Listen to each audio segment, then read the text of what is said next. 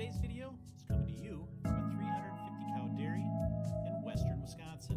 We're going to be looking at this right front. So let's get started.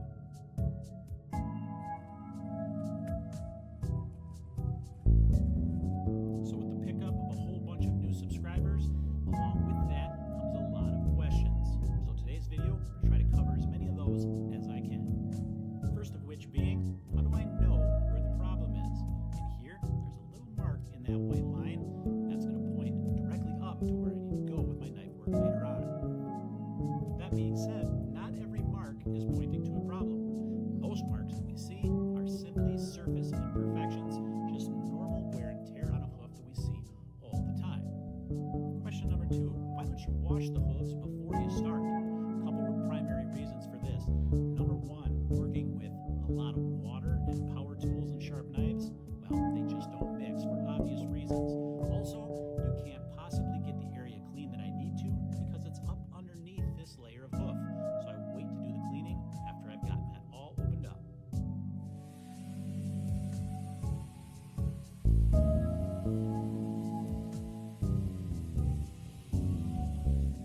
Those marks I was talking about, here's one right here. We don't need to worry about this particular mark because it's completely located in the sole, away from that white line.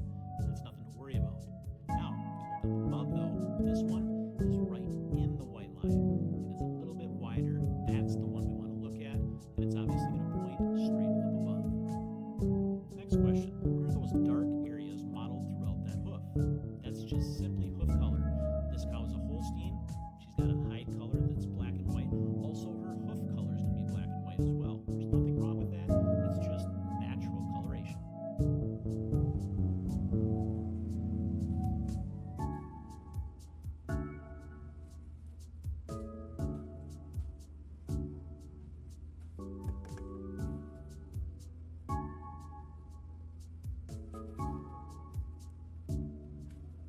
So what we've got here is a white line defect. What that means is there's basically a separation between the outside wall of the hoof and the sole of the hoof right in the white line. The white line is what connects those two. Because of that, we get a false sole, and that's what I'm working on now. Eventually, we'll get down to that good new sole underneath.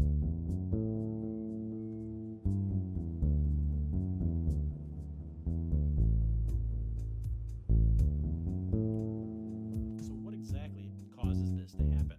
Well, it all boils down ultimately to pressure. Too much pressure in certain spots of the hoof then can ultimately cause that separation to happen.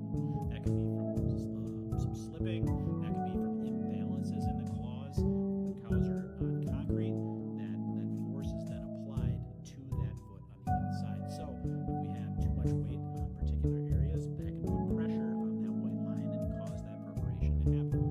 The hoof itself is made up of keratin, just like our fingernails. What's the consistency like? Well, the outside wall horn, that is much harder. I would liken it to cutting through a piece of oak, something like that, really hard. The solar horn is much more like a hard rubber, like a rubber tire, for instance. I'm trying to cut through that. Not soft, but not really hard either. Because that wall horn is a little bit harder, I use my grinder sometimes to thin that down. That makes the knife work so much easier.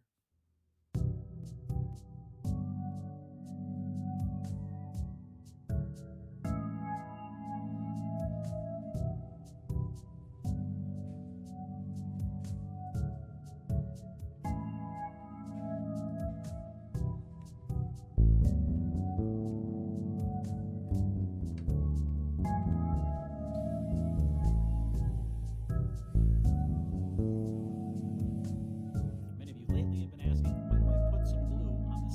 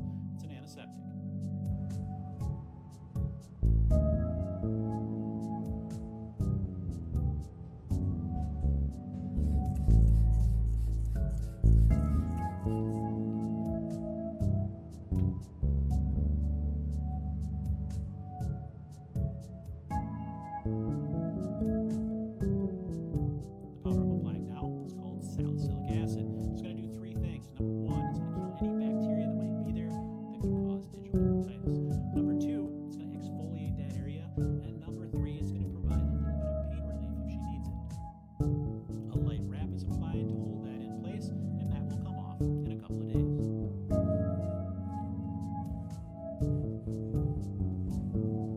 Now we'll put this foot down, and you'll be able to see why I apply that glue to the side of the hoof.